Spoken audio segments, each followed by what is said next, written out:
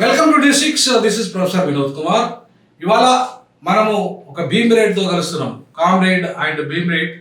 ఇవాళ John Wesley గారు అంటే తెలియని వాళ్ళు ఎవరు లేరు. దాదాపుగా నాకు తెలిసి తెలుగు రాష్ట్రాలలో సుపరిచితుడు. తర్వాత కమ్యూనిస్టు ఉద్యమాల్లో చాలా నిబద్ధత గల నాయకుడు. మార్క్సిజం పట్ల కానీ కమ్యూనిజం పట్ల కానీ చాలా నిబద్ధత కలిగిన నాయకుడు. నాకు పరిచయం ఉన్న దాదాపు 20 ఏళ్ళ నుంచి కూడా ఈ ఎర్ర జెండాను ఎక్కడ కూడా, ఈ ఎర్ర కండువని ఎక్కడ కూడా ఇవాళ దించలే, లేదా ఒకరికి దాసోహం చేయలే, లేదా ఒకరికి అమ్ముడు పోలే.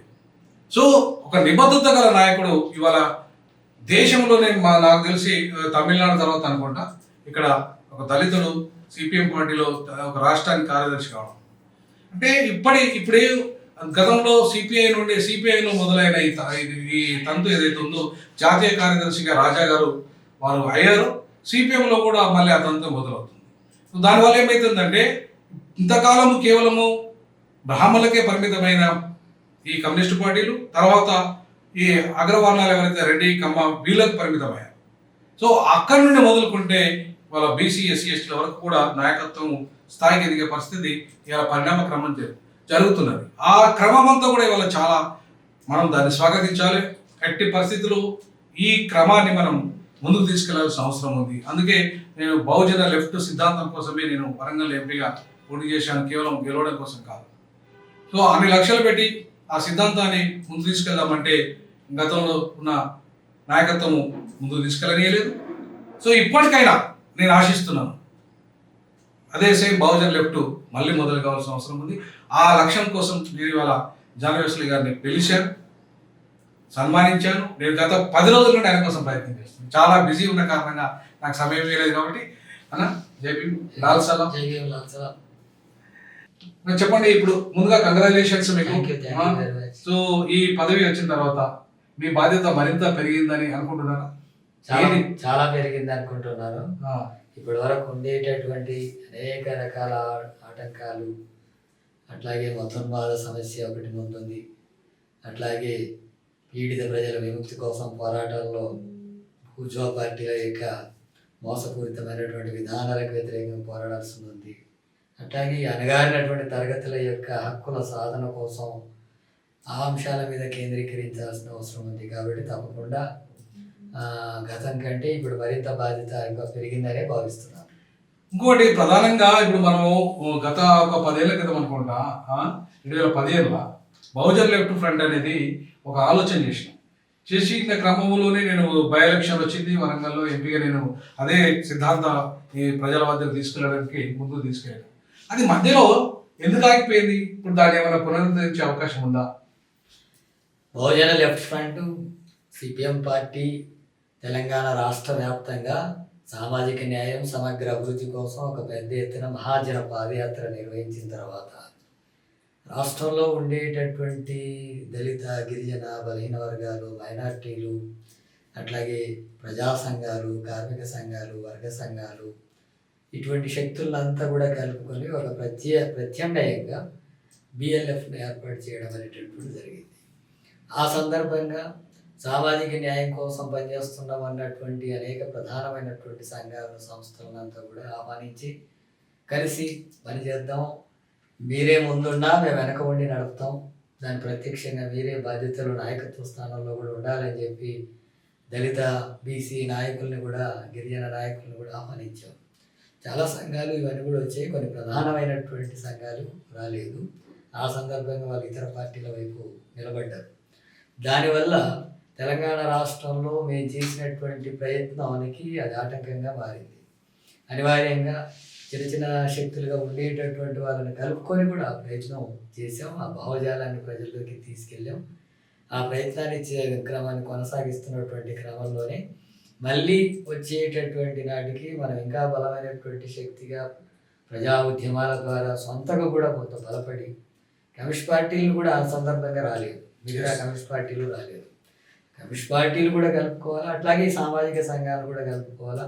అవి జరగాలన్నప్పుడు మనం సొంతంగా ఇంకా కొంత బలపడాల్సిన అవసరం ఉంది అనే ఉద్దేశంతో ఆ ప్రయత్నాన్ని ఇప్పుడు మేము చేస్తున్నాం. భవిష్యత్తులో తప్పకుండా సామాజిక న్యాయాన్ని కానీ, అట్లాగే శ్రామిక ప్రజల విముక్తి కోసం కానీ, ఈ అంశాలను జోడించి పోరాటం కొనసాగిస్తూ మతోన్మాదానికి వ్యతిరేకంగా కూడా పోరాడుతాం. అంటే ఇంకోటి అమ్మా అన్న, ఇప్పుడు మనకి ఇప్పుడు ఈ వర్గీకరణ, ఈ కుల మలమాది సమస్యలు, ఇట్లాంటి సమస్యలు అన్నీ ఉన్నాయి కదా. సో ఈ సమస్యలకి ఇప్పుడు మీరు నిన్న కాక మన ఆ, కాంగ్రెస్ పార్టీ రేవంత్ రెడ్డి గారు ఒక ముగింపు పలికినట్టుగా చట్టం తెచ్చారు కదా. మీ పార్టీ వైఖరి ఏంది? అది బాగానే ఉంది అనుకుంటున్నారా? వర్గీకరణ చట్టం రూపొందించిన చట్టం ఎస్సీ వర్గీకరణకు సంబంధించిన దాన్ని ఆహ్వానిస్తున్నాం, హర్షం వ్యక్తం చేస్తున్నాం. అట్లాగే అందులో కొన్ని చిన్న చిన్న సమస్యలు ఉన్నాయి అని చెప్పి సామాజిక సంఘాలు కొన్ని అడుగుతున్నాయి. వాటిని కూడా పరిశీలించి పరిష్కారం చేయడానికి కోరుకుంటే ఆ రూపంలో చేయొచ్చు. కానీ ఆ సమస్య ఆ రకమైనటువంటి పరిష్కారాన్ని మేము స్వాగతిస్తున్నాం. అట్లాగే ఈ సమస్యను ముగించుకొని ఇక మొత్తం దళితులంతా సంఘటితంగా తమ హక్కుల సాధన కోసం పోరాడాల్సినటువంటి అవసరం ఉంది. ప్రైవేట్ రంగంలో రిజర్వేషన్స్ కావచ్చు, ఇతర అనేక రంగాల్లో జరుగుతున్నటువంటి అసమానతలకు వ్యతిరేకంగా బలమైనటువంటి శక్తిగా తెలంగాణ రాష్ట్రంలో ముందుకు సాగాల్సిన అవసరం ఉంది. మాదిగా ఇతర ఉపకులాలు అట్లాగే కలిసి వచ్చే సామాజిక సంఘాలు వీళ్ళందరూ కూడా కలుపుకొని పోవాల్సినటువంటి దశ ఇప్పుడు ఉంది. ఆ వైపు కేంద్రీకరించాలా. అట్లాగే మతోన్మాదం ప్రమాదం ఉంది సామాజిక న్యాయానికి, దానికి వ్యతిరేకంగా పోరాటం కూడా మన కర్తవ్యం. ఆ అంబేద్కర్ ఆలోచనను తీసుకుపోవాలన్నా పూలే అట్లాంటి మతోన్మాద పార్టీలకు ఇవాళ ఎంఆర్పీ సపోర్ట్ చేయడానికి మీరు ఇట్లా దాన్ని ఏ కోణం నుండి చూస్తారు? మార్పిఎస్ఆ లేకపోతే ఇంకొక దళిత సంఘమా, బీసీ సంఘమా, లేకపోతే ఓసీ సంఘమా, ఏ సంఘమా అయినా సరే మతోన్మాదానికి వ్యతిరేకంగా సానుకూలంగా ఉంటే అది ఏదైనా సరైనది కాదంటాం, అది వ్యతిరేకిస్తాం. అది ఎవరైనా చేయరు కాక. ఎందుకంటే మొత్తం అంబేద్కర్ ఐడియాలజీకి వ్యతిరేకం అది. అట్లాగే సామాజిక న్యాయానికి వ్యతిరేకం బీజేపీ, ఆర్ఎస్ఎస్. అట్లాగే శ్రామిక వర్గాలకు వ్యతిరేకం అది. శ్రామిక వర్గాలకు పూర్తి కార్పొరేట్ సంస్థలకు అనుకూలంగా, ఆధిపత్య ధోరణులకు అనుకూలంగా, అలాగే మతోన్మాదం పేరుతో మతాల మధ్య చిచ్చు పెట్టి ఈ వర్గ పోరాటాన్ని, సామాజిక పోరాటాలను అణచివేస్తుంది. అది మనవాదాన్ని ముందుకు తీసుకొస్తుంది, రాజ్యాంగాన్ని నిర్వీర్యం చేస్తుంది, లౌకిక శక్తుల్ని నిర్వీర్యం చేస్తుంది. అలాంటి ప్రమాదకరమైనటువంటి శక్తులకు చిన్న చిన్న విషయాల కోసం దాని పక్షాన చేరడం కానీ, దానికి అనుకూలంగా మారడం కానీ అది దేశానికి నష్టం, మనకు నష్టం, సామాజిక న్యాయానికి అంతకంటే పెద్ద నష్టం. అందుకని బీజేపీని సానుకూలంగా ఎవరు కేంద్ర ప్రభుత్వంలో ఉంది కాబట్టి హక్కుల కోసం దాంతో అడగొచ్చు, పోరాడవచ్చు. కానీ రాజకీయంగానే దాన్ని సమర్థించడం అనేటటువంటిది ఎవరు చేసినా వ్యతిరేకిస్తాం. ఇప్పుడు బీసీల సమస్య కూడా ఇప్పుడు ప్రధానంగా వాళ్ళ యొక్క జనాభా పెరిగింది కాబట్టి వాళ్ళకి రిజర్వేషన్ శాతాలు కూడా 42% లోకల్ బాడీలో ఇస్తారని కాంగ్రెస్ పార్టీ హామీ ఇచ్చింది. సో బీసీల రిజర్వేషన్ల పట్ల మీ వైఖరి ఏంది? పెంపు పట్ల బీసీలకు సంబంధించినటువంటిది కూడా ప్రభుత్వం ప్రకటించిన దాంట్లో 2-3 అంశాలు చర్చకు వస్తున్నాయి. ఒకటి, బీసీ జనాభా తక్కువ చేసి ఓసీ జనాభా పెరిగింది, ఎస్సీల జనాభా కూడా కొంత తగ్గింది, ఈ రకమైనటువంటి సమస్యలు ఉన్నాయి, లెక్కలు సరిగా లేవు అనేటటువంటి చర్చ ఒక భాగం ఉంది. రెండవది, ఉన్నటువంటి మొత్తం బీసీల సంఖ్య 56% దాక వాటిలో 42% రిజర్వేషన్స్ని మేము అమలు చేస్తాం, 42% చేస్తాం. ఒకవేళ పార్లమెంటులో సానుకూలంగా రాకపోతే పార్టీ పరంగా 42% సీట్లు ఇస్తామని చెప్పి రేవంత్ రెడ్డి ముఖ్యమంత్రి ప్రకటన చేశాడు. దీంట్లో మేము అడుగుతున్నది ఏంటంటే, సిపిఎంగా జనాభా వివరాలకు సంబంధించిన ఏమైనా లోటుపాట్లు జరిగి ఉంటే వాటిని కూడా సరి చేయడానికి అవసరం ఏమైనా ఉంటే చర్యలు తీసుకొని సరి చేయాలా. కానీ మొత్తం 42% రిజర్వేషన్స్ని అమలు చేయడానికి రాష్ట్ర ప్రభుత్వమే ఒక బిల్లు పెట్టాలని మేము డిమాండ్ చేస్తున్నాం. ఆ బిల్లు పెట్టి పంపిస్తే ఇప్పుడు చట్టబద్ధత వస్తుంది, దానికి హక్కు వస్తుంది. ఇప్పుడు ఎస్సీ ఎస్టీలకి వర్గీకరణను జనాభా లెక్కలతో వర్గీకరణ చేసుకొని రాష్ట్రాలు చేసుకోవచ్చని సుప్రీంకోర్టు అట్టే చెప్పిందో, బీసీల విషయాలు కూడా అట్టే వస్తుంది. అంతే, రాష్ట్రాలకు చేసుకునే అధికారం కూడా ఉంది. రాష్ట్రాలకు అధికారం ఉన్నప్పుడు మళ్ళీ పార్లమెంటుకు పంపడం అనేది కరెక్ట్ కాదు. అందుకని బిల్లు పెట్టి ఎస్సీ వర్గీకరణ గడి చేస్తున్నారు. ఆ ప్రాసెస్లోనే బీసీది కూడా 42% అమలుకు చర్యలు తీసుకోవాలని చెప్పి ముఖ్యమంత్రి డిమాండ్ చేస్తున్నాం. రెండవది ఏంటంటే, అందులో బీసీల్లో కూడా వర్గీకరణ జరగాలి. ఎంబీసీలు ఉన్నారు, ఆ ఎంబీసీలకు కూడా ఏబిసిడి వర్గీకరణ ఉంది కదా, ఏబిసిడి వర్గీకరణ ఉంది. ఎంబీసీల పట్ల కొంత ఏబిసిడి వర్గీకరణలో స్పష్టత లేదనే ఉద్యమాలు ఉన్నాయి. వాటిని సరిచేసేటటువంటి పద్ధతిలో ఇప్పుడు ఎట్లయితే ఇక్కడ ఎస్సీ వర్గీకరణను ఏబిసిడి ఉన్నా కూడా వాటిని సవరించి చేశారు. ఆ రూపంలో స్థానిక సంస్థల ఎన్నికల్లో ఏబిసిడి వర్గీకరణ లేదు బీసీలో, కేవలం విద్యా ఉద్యోగాల్లో అలాంటిది ఉంది. స్థానిక సంస్థల ఎన్నికల్లో కూడా అట్లా అమలు జరిగేటట్టుగా చట్టం ఈవెన్ ఎస్సీ ఎస్టీలో కూడా మరి ఇప్పుడు ఏబిసిడి విద్యా ఉద్యోగాలలో ఉంది కదా, ఉంది. అది కూడా అమలు చేయాల్సిన- రాజకీయ రంగంలో కూడా అమలు చేయాలి. రాజకీయ రంగాల్లో కూడా అది కూడా అమలు చేయాల్సిన అవసరం ఉంది. రేపైనా ఆ డిమాండ్ ముందుకు వస్తుంది. బీసీలో కూడా ఆ ప్రాసెస్ తీసుకొస్తే ఒకేసారి ఆ సమస్య పరిష్కారం చేసినట్టు కూడా అవుతుంది. అంటే పార్లమెంట్ చేయాలి. ఎస్సీ ఎస్టీకి సంబంధించి ఇప్పుడు ఒకవేళ రాజకీయంగా వర్గీకరణ చేయాలంటే పార్లమెంట్ చేయాలి కదా. పార్లమెంటుకి సంబంధించి ఇప్పుడు వీటి వరకు దీనికి రాష్ట్ర హక్కుల ప్రకారం ప్రొసీడ్ అయిపోతే ఒక 42% అమలు జరగాలన్నా పార్లమెంట్లో చట్టం తీసుకొచ్చి సవరణ తీసుకొచ్చి ఈ ప్రాసెస్ ఒక భాగం. ముందు రాష్ట్రాలు చేసుకోవచ్చు అని ఈ ప్రాసెస్ చెప్పిన దాన్ని బేస్ చేసుకొని ఆ ప్రయత్నం చేస్తే ఒకవేళ కోర్టు కాదు అనే పరిస్థితి వస్తే అప్పుడు పార్లమెంట్ మీదే ఒత్తిడి చేయొచ్చు.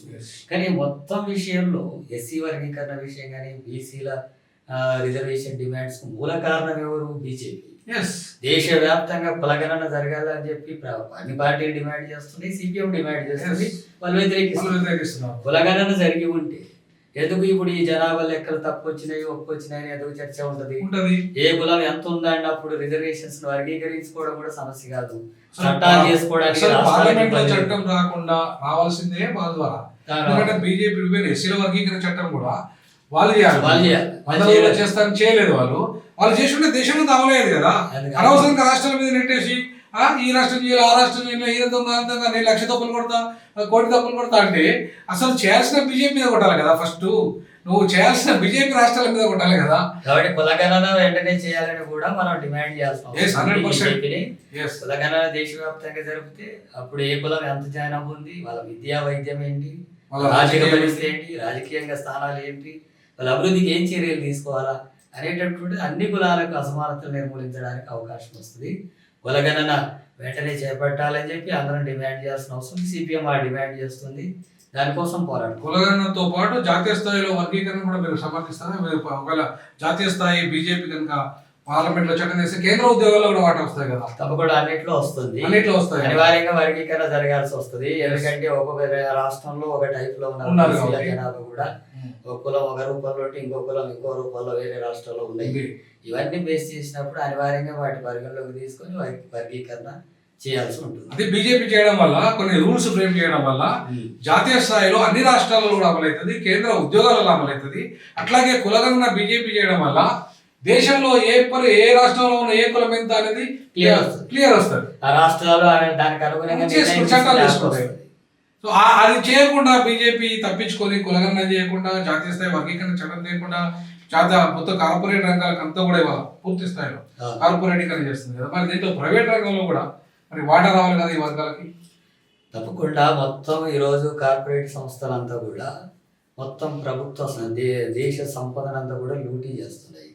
అవి పెట్టేటటువంటి పెట్టుబడుల్లో దాదాపు 80% అంతా కూడా ప్రభుత్వ బ్యాంకుల నుంచే కార్పొరేట్ సంస్థలు పెట్టుబడులు పెట్టి వాళ్ళ సంపదను పెంచుకుంటున్నారు. వీటి నేపథ్యంలో మిగతా అందులో ప్రైవేట్ రంగంలో ఉద్యోగాలకు సంబంధించినటువంటి పరిమితంగా అమలు జరుగుతున్నా అవన్నీ కూడా పై స్థాయి వాళ్ళకి పై కులాల వారికే ఆ ఉద్యోగాలు పోతున్నాయి. కింది తరగతుల నుంచి ఇప్పుడిప్పుడే చదువుకొని వచ్చినటువంటి ఎస్సీ ఎస్టీ బీసీలకు ఉద్యోగ అవకాశాలు రావడం లేదు. అందుకని అనివార్యంగా ఇప్పుడు దేశవ్యాప్తంగా ప్రైవేట్ రంగంలో రిజర్వేషన్ అమలు కోసం ఒక చట్టం పార్లమెంట్ చేయాలని చెప్పి అందరూ ఉద్యమం చేయాల్సిన అవసరం ఉంది. ఎస్సీ ఎస్టీ బీసీలు మైనార్టీలు ఇప్పుడు ఓసీలు కూడా రిజర్వేషన్ పొందుతున్నారు కాబట్టి వాళ్ళు కూడా పేదలు కలిసి ప్రైవేట్ రంగంలో రిజర్వేషన్స్ కోసం పోరాటం చేయాల్సి ఉంది. ఆ పోరాటం కోసం మనం అందరం కలిసి పోరేటట్టుగా సిపిఎం నుంచి ప్రయత్నం చేస్తాం. తర్వాత ఇంకొకటి ఇప్పుడు ఈ ప్రైవేట్ రంగము వీటితో పాటు ఇవాళ మనకు గత అత్యాచారాలు అన్యాయాలు బాగా జరుగుతున్నాయి. ఇప్పుడు మీరు గతంలో కేవీపీఎస్లో కూడా పనిచేశారు కదా, ఇప్పుడు పార్టీకి వచ్చేసారు.